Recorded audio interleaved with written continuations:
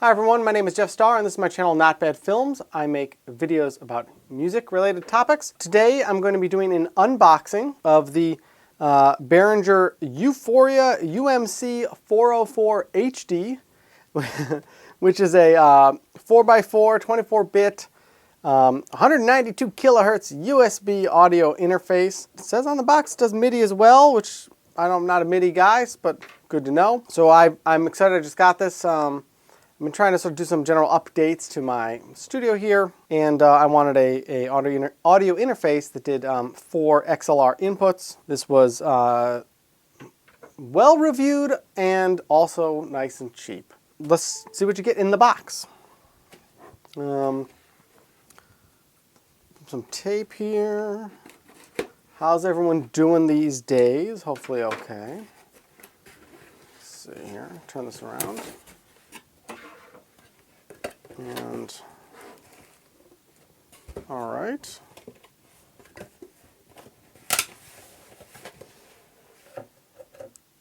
Okay, so little pamphlet-y thing here. It's a sticker. People like stickers, right? You ride a skateboard, now you got a sticker for your skateboard. Otherwise, I don't know what else you do with a sticker. I sort of don't really care when there's stickers, but people always like stickers, so. Let's see what we got here. So part of the reason I wanted to get this is I'm trying to just have better audio on some of these videos, and it's been difficult. You know, in the past I had a camera. It was well, I'll just show it to you. In the past, I shot a lot of my videos on this Panasonic, which has 2 XLR ins with its own phantom power and preamp, and you can sort of adjust the input level on those. Use that for a really long time, but and that was fine if I wanted to do 2 amps for stereo setup or talking and an amp, so I could do some vocals and amp, and that was fine because it could go right into the camera and then go right into editing. That was really convenient. And then one of the things I did recently is I wanted to update just some video quality. So I upgraded from that camera to the one you're looking through now, which is a Canon EOS R. Oh, here's a little power adapter, and I'm assuming there's a matching part to this because that would be, well, this is USB. Oh, here it is. It's still in the box. There we go. So I'm guessing that Behringer sort of just makes one universal adapter here. You put your parts together, right? Satisfying click. Uh-oh, can't get that side in. Wait, did I do it wrong? Anyway, so I was able to use that camera for a long time. But as I wanted to do things with, 2 stereo amps and vocals or talking or demos, whatever. Oh no, this is totally jammed. Oh, great, I got it out. Okay, I'm going to pull this out first, and then I'm going to put this in. Aha! No, I messed it up again. Can we get this in? Come on, Starman. Wow. Well, this would be an interesting thing that I'm having trouble with. It's funny, I just all right, I'll figure this out separately. Let's get to the unboxing, right? Anyway, so I updated the camera. I just want to have some better audio input, be able to go direct into Logic and do some other stuff. USB cable, right? It's got the old bigger B-shaped cable. Right, that's USB-B. Is that the size connector? And old USB 1A. Right, is that all those terms? Got to get your terms right. All right, now to the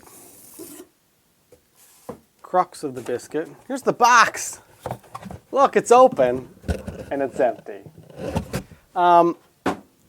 Okay, so this looks well packaged and nice, and not too much styrofoam. I hate seeing a lot of styrofoam that's just going to end up floating around the ocean for the next 3,000 years. So always good if there's not too much, even better if there's none.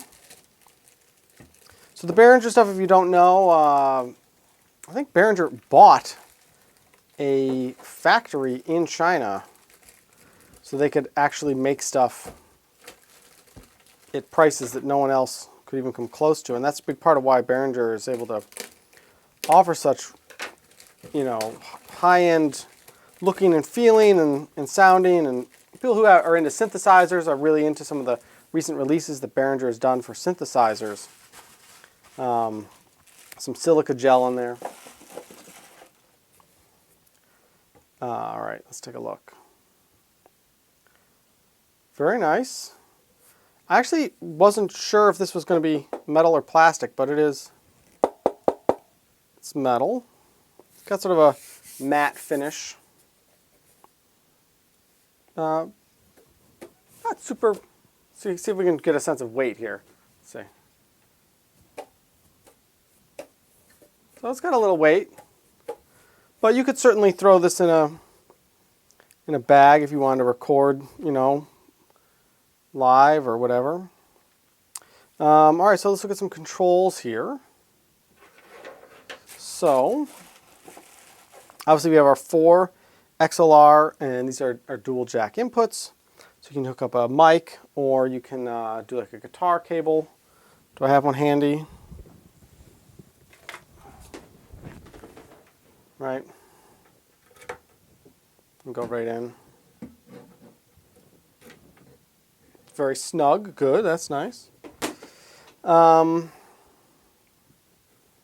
then your different preamp gains. Lights let you know if you're getting signal or if you're clipping. And then little toggle switches, whether or not you're using a line in or an instrument in. If you need to have a pad on that, if your signal's coming in really hot. For your outs here, you have this headphone jack, which is nice. Right on the front. Sometimes some of the, I don't know, I've looked at some other, these audio interfaces, and they put the headphone jack on the back, which drives me nuts. Stereo mono, little mix switch, main outs, let's go on the back. So you got your power USB, your MIDI, phantom power. Now I guess this would be the only thing, is if it looks like it's just either on or off, as opposed to being able to have phantom power to the, let's say you only need phantom power on one of these. Playback outputs. Oops, hello, let's not drop it. So you can see those there, right? Let's see if we can get it also on this camera, right? Just for additional views. And then you have an XLR left and right out, and then some inserts if you're going to loop through some, a different outboard effect. So I'm going to assume that's what the inserts are for. I guess I could look at the manual, but we'll open that up. Sure, why not, right? Don't really do many unboxing videos or stuff like this on the channel, so if you're into these, or you like these, leave me a comment, let me know. And then I'll do a review of this once I get it set up and I'm running it, and we'll do some audio samples. For a while, I just actually even switched to just using one of these Rode mics for audio. But this, it's okay for like really close. Hi, I'm really close. But once you're sort of at a distance, you get a lot of room echo. It's great though when traveling. I can see why they're really popular with vloggers and people that are sort of run and gun. I've used these for corporate work too, for studio stuff even. So a little quick start guide. All the languages I don't speak. Go. So let's see. Let's see. Can I find it in English? Well, I think here we go. Let's see. I'll look up the inserts if I can. Oh man.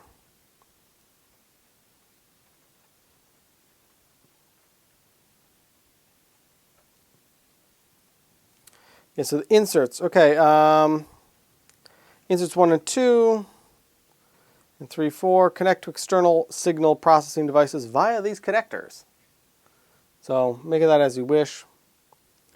Basically, my main goal here is just have my 2 mics on my amps, which are left and right over here.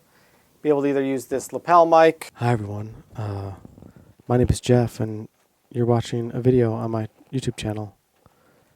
I have a lot of hair. My wife wants me to get it cut, but I'm saying no, we're going to grow it out for a little while more. Yes. Thank you. All right, I figured just for the sake of it, I should show you the process of connecting this. So, let's see, do you think the GoPro is better for this? Let's put the manual here so you can, maybe that's better. All right, so there's a little tab here. Pull this out, whatever, to help this side fall in. And then the rest of this other side here, to get it in over here, you just got to smash it down as hard as you can. Okay, here we go. Ready? I'm going to use all my strength, which is not a lot. I'm going to set this down. Oh my gosh. Wow.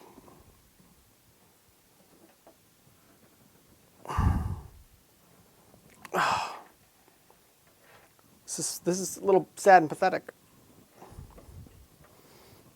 Aha! We did it. Thank you so much for watching. And like, comment, subscribe. I got a Patreon. Go make some music. Go do something fun. Grab your instrument. Go practice.